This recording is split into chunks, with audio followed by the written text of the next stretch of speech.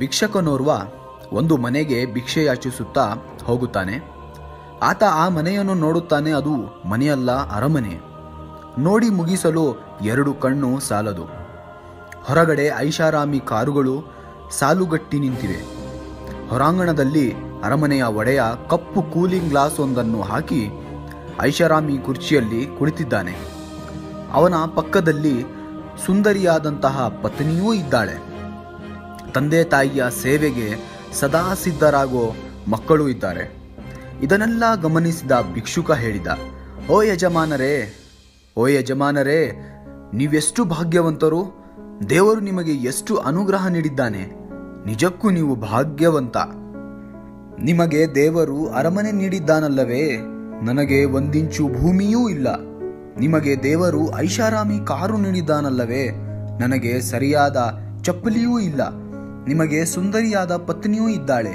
ನನಗೆ ಯಾರು ಹೆಣ್ಣು ಕೊಡುವವರೂ ಇಲ್ಲ. ಆದ್ದರಿಂದ ಮಕ್ಕಳೂ ಇಲ್ಲ. ನಿಜಕ್ಕೂ ನೀವು ಭಾಗ್ಯವಂತರು ಎಂದು ತನ್ನ ಮನಸ್ಸಿನ ಮಾತನ್ನು ಹೊರಹಾಕುತ್ತಾನೆ. ಇದನ್ನು ಕೇಳಿದ ಯಜಮಾನ ಭಿಕ್ಷಕನೊಂದಿಗೆ ಹೇಳಿದ, ದೇವರು ನನಗೆ ನೀಡದಂತಹ ಒಂದು ದೊಡ್ಡ ಅನುಗ್ರಹವನ್ನ ನಿನಗೆ ನೀಡಿದ್ದಾನೆ. ಭಿಕ್ಷುಕ ಅಚ್ಚರಿಯೊಂದಿಗೆ ಅದೇನೆಂದು ಕೇಳುತ್ತಾನೆ. ಯಜಮಾನ ತನ್ನ ಕನ್ನಡಕವನ್ನ ತೆಗೆದು ಹೇಳುತ್ತಾನೆ, ದೇವರು ನನಗೆ 2 ಕಣ್ಣುಗಳನ್ನು ನೀಡಿಲ್ಲ. ನಾನು ಕುರುಡ.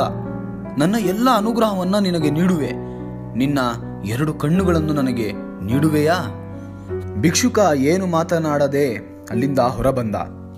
ದೇವರು ಆ ಯಜಮಾನನಿಗೆ ನೀಡಿದಂತಹ ಅನುಗ್ರಹ ನನ್ನ 2 ಕಣ್ಣಿಗೆ ಸಮಾನವಲ್ಲ ಎಂಬ ವಾಸ್ತವವನ್ನು ಭಿಕ್ಷುಕ ಮನದಟ್ಟು ಮಾಡಿಕೊಂಡ. ಮನುಷ್ಯ ಎಲ್ಲದಕ್ಕೂ ಬೆಲೆ ಕಟ್ಟುತ್ತಾನೆ. ಆದರೆ ಭಗವಂತ ನಮಗೆ ಪುಕ್ಕಟ್ಟೆಯಾಗಿ ಕೊಟ್ಟಂತಹ ಎಂದೂ ಬೆಲೆ ಕಟ್ಟಲಾಗದ ನಮ್ಮ ದೇಹದ ಒಂದೊಂದು ಅಂಗಾಂಗದ ಬಗೆಗೆ ನಮಗೆ ಎಚ್ಚರವೇ ಇರೋಲ್ಲ. ಅದನ್ನು ಅನುಗ್ರಹಿಸಿದ ಭಗವಂತನ ಬಗೆಗೆ ಕೂಡ ಎಚ್ಚರವೇ ಇಲ್ಲ. ದ ವರ್ಲ್ಡ್ ಫಾಸ್ಟೆಸ್ಟ್ ಡ್ರೈವರ್, ವಿಶ್ವದ ಅತ್ಯಂತ ವೇಗದ ಚಾಲಕ ಎಂಬ ಖ್ಯಾತಿಯ ಮೈಕಲ್ ಶುಮಾಕರ್ ಒಮ್ಮೆ ಅಪಘಾತಕ್ಕೊಳಗಾಗಿ ಕೋಮಾದಲ್ಲಿದ್ದರು.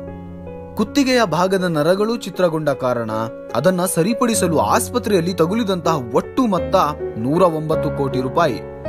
ಆದರೂ ಸರಿಯಾದ ರೀತಿಯಲ್ಲಿ ಶುಮಾಕರ್ನಿಗೆ ಇಂದು ತಲೆ ಎತ್ತಲು ಸಾಧ್ಯವಿಲ್ಲ. ಹಾಗಾದರೆ ಕುತ್ತಿಗೆಯಲ್ಲಿನ ನರಗಳ ಬೆಲೆ ಎಷ್ಟು? ನಮ್ಮ 2 ಕಣ್ಣುಗಳ ಬೆಲೆ ಎಷ್ಟು? ನಮ್ಮ ಮೆದುಳು, ಕಿಡ್ನಿ, ಕೈ, ಕಾಲು ಮುಂತಾದ ಅಂಗಾಂಗಗಳ ಬೆಲೆ ಎಷ್ಟು? ನಮ್ಮ ಶರೀರದ ಕುರಿತು ಚಿಂತಿಸುವಾಗ ನಾವು ಕೋಟ್ಯಾಧಿಪತಿಗಳೇ. ದೇವರ ಅನುಗ್ರಹಕ್ಕೆ ನಾವು ಕೃತಜ್ಞರಾಗಿರಲು ಸಾಧ್ಯವಿಲ್ಲವೇ?